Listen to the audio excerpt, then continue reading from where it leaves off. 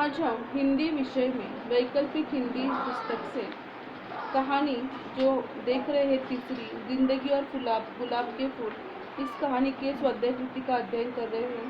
पिछले भाग में हमने 3 महत्वपूर्ण प्रश्न देखे। आज हम उसमें से ही चौथा प्रश्न देखेंगे। जिंदगी और गुलाब के फूल कहानी के उद्देश्य को स्पष्ट कीजिए। जिंदगी और गुलाब के फूल उषा प्रियवंदा की महत्वपूर्ण और चर्चित कहानी है।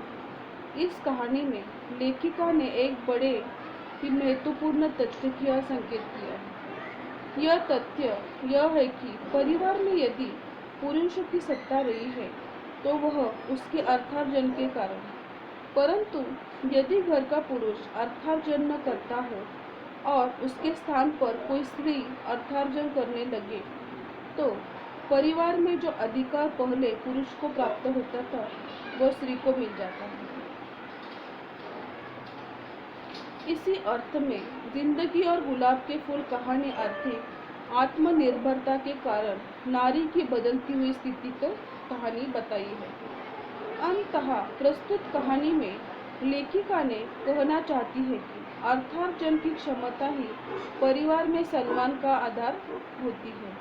इसीलिए जब परिवार की आमदनी का स्रोत वृंदा बनती है तो परिवारजनों का उसके प्रति जो रवैया बदल जाता है। पहले उसके कमाऊ भाई बहन जो सुबोध की मर्जी को अनुसार घर चलता था, अब वो कमाता नहीं है, इसीलिए वो घर जो है वो वृंदा के अनुसार चलता है। जो अपेक्षा पहले वृंदा से होती थी अब वो सुबोध से रहा है, परंतु इस अपेक्षा या इस उपेक्षा को स्वीकार करने में पुरुष का अहम आड़े आ जाता है और इसमें सरल वो स्वीकार नहीं करता। इसी कारण जब जब सुबोध में तिलमिलाहट उत्पन्न होती है, तथापि जब तक वह आत्मनिर्भर नहीं बनता, इस उपेक्षा को सहना उसके लिए नियति हो गई है। यह प्रियवंदा प्रस्तुत कहानी के माध्यम से कहा जाता है। आगे बताया है प्रश्न 5वां। जिंदगी और गुलाब के फूल कहानी के शीर्षक की सार्थकता स्पष्ट कीजिए। जिंदगी और गुलाब के फूल उषा प्रियवंदा की एक बहुचर्चित कहानी है। प्रस्तुत कहानी का शीर्षक प्रतीकात्मक है। वास्तव में जिंदगी गुलाब के फूल की तरह होती है। गुलाब के फूल में सुंदरता भी होती है, सुगंध भी होते हैं और कांटे भी होते हैं। जिंदगी भी इसी प्रकार की है। जिंदगी में भी कुछ क्षण सुख के जाते हैं तो कुछ क्षण दुख के आते हैं। प्रस्तुत कहानी का शीर्षक कहानी के सुबोध और वृंदा के परिवार में स्थिति की रेखांकित करता है। जब सुबोध कमाता है तब उसकी स्थिति गुलाब की सुंदरता और सुगंध की तरह होती है। सारा घर उसने इशारों पर चलता था और वृंदा के हिस्से में तब काटे आते थे। परंतु कुछ दिनों बाद दुर्भाग्य से सुबोध की नौकरी चली जाती है और सौभाग्य से वृंदा को नौकरी मिल गई। अब स्थिति में पूर्ण तरह से परिवर्तन आ चुका था। पहले जो नियति वृंदा को भुगतनी पड़ती थी, आज वह सुबोध को भुगतनी पड़ती है। अर्थात आज गुलाब रूपी जिंदगी सुंदरता और सुगंध वृंदा के हिस्से में है और सुबोध की स्थिति ऐसी कि उसकी जिंदगी में अभी गुलाब के सिर्फ कांटे हैं। परंतु अब सुबोध की स्थिति से शिकायत है। इस प्रकार जिंदगी और गुलाब के फूल इस शीर्षक प्रतीकात्मक है जो प्रस्तुत कहानी के लिए सभी दृष्टियों से परिपूर्ण समर्पक तथा सार्थक है। इसमें से प्रश्न दूसरा है, निम्नलिखित अवतरणों की ससंदर्भ व्याख्या कीजिए। पहले अपनी चीज वृंदा के कमरे में सजी देख उसे कुछ अटपटा लगा था, पर अब वह अभ्यस्त हो चुका था। यद्यपि उसका पुरुष हृदय घर में वृंदा की सत्ता स्वीकार नहीं कर पा रहा। संदर्भ प्रस्तुत अवतरण उषा प्रियवंदा जी की जिंदगी और गुलाब के फूल कहानी से उद्धृत की गई है। प्रस्तुत कहानी में लेखिका ने सुबोध के माध्यम से एक बेरोजगार युवक की हताशा और निराशा का चित्रण किया है। प्रस्तुत अवतरण में लेखिका सुबोध का सामान कमाऊ बहन वृंदा के घर जाने पर उसकी मानसिक की स्थिति जो होती है उसके ऊपर टिप्पणी की है। व्याख्या। सुबोध पढ़ा लिखा किंतु बेरोजगार है, इसी कारण उसे घर तथा समाज में प्रतिष्ठा नहीं है। जब वह नौकरी करता था तब पूरे घर में केंद्र स्थान बना हुआ था, तथापि जैसे ही उसकी नौकरी चली गई, घर में वह अपना महत्व खो चुका है। उसकी बहन वृंदा को नौकरी मिली है, वह कमाऊ है, अंततः घर के केंद्र में वह आई है। सारे घर पर अभी उसका ही हुक्म चलता है। यही कारण है कि सुबोध के कमरे की सारी चीजें जो होती धीरे धीरे वृंदा के कमरे में चली गई थी। पहले अपनी चीजें वृंदा के कमरे में सजी देखकर उसको बहुत ज़्यादा शायद दुख हुआ होगा, या उसको बहुत बड़ा अटपटा लगा होगा, क्योंकि तब वह कमाता था और यह घर उसका जो था उसके ऊपर सुबोध का ही अधिकार चलता था। परंतु अब वृंदा का अधिकार उस घर पे चलता है, क्योंकि वो कमाऊ है, घर चलाती है। अंततः सारा घर उसी के इशारे पे चलता है। अंततः अब यह उसके अधिकार को झेलने का असभ्य हो चुका था। परंतु उसके अंदर का जो पुरुष हृदय है, घर में वृंदा की सत्ता स्वीकार नहीं कर पाता। तो मैं जिंदगी के फेलियर हूँ, कंप्लीट फेलियर, कुछ नहीं कर सकता, जैसे मेरी जिंदगी में अब फुल स्टॉप लग गया है। संदर्भ। प्रस्तुत अवतरण वृंदा उषा प्रियवंदा। ये जो लेखिका है उन्होंने जिंदगी और गुलाब के फूल कहानी से उद्धृत किया गया है।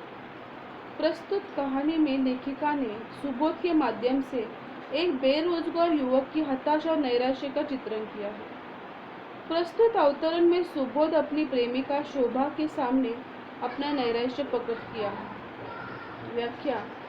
सुबोध अपने जिंदगी को कंप्लीटली फेलियर मानता है। उसे लगता है कि वह जिंदगी में कुछ नहीं कर पाया। जैसे ही उसकी जिंदगी पर फुल स्टॉप लग गया हो, घर और समाज दोनों जगहों पर वह अपनी प्रतिष्ठा खो चुका है। पहले वह नौकरी करता था, तब पूरे घर में केंद्र में वह था, तथापि जैसे उसकी नौकरी चली गई है, घर में वह अपना महत्व खो चुका है। अब उसकी बहन वृंदा को नौकरी मिली, वह कमाऊ है, अंततः घर के सब जो भी घर में उसको पूछना है या जो भी छोटे मोटे डिसीजंस लेना है वो वृंदा ही लेती थी। वो घर का एक तरह से केंद्र में आई थी। इतना ही नहीं, बेरोजगारी के कारण उसकी शादी भी टूट गई है। वह आज भी शोभा से प्रेम करता है, परंतु उसके पिता सुबोध जैसे बेरोजगार के गले में उसको नहीं बांधने चाहते, कि उसके लिए वो तैयार नहीं है। इस कारण सुबोध का आत्मविश्वास पूरी तरह डगमगा गया है। अंततः वह अपनी प्रेमिका के सामने अपनी दीनता प्रकट करते हुए कहते हैं, मैं जिंदगी में फेलियर हूँ, कंप्लीट फेलियर, कुछ नहीं कर सका, जैसे मेरी जिंदगी में कुछ फुल स्टॉप लगा है।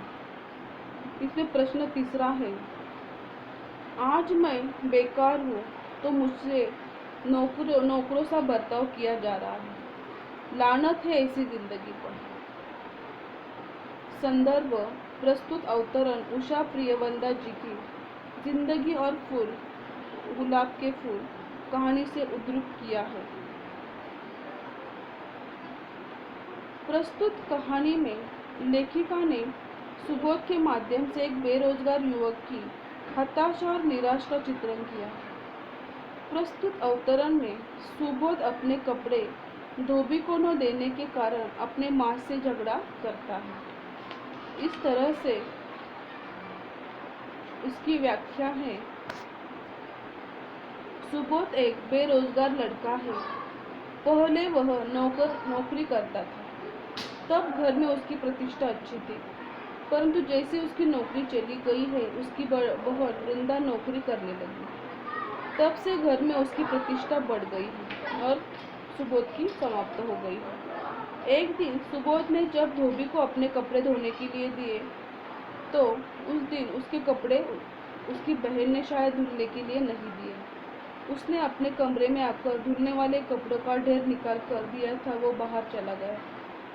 बाद में अपने कमरे में वो जैसे आता है तो धुलने वाले के लिए कपड़ों का जो ढेर लगा कर गया था वो वैसे की वैसे ही हुई थे।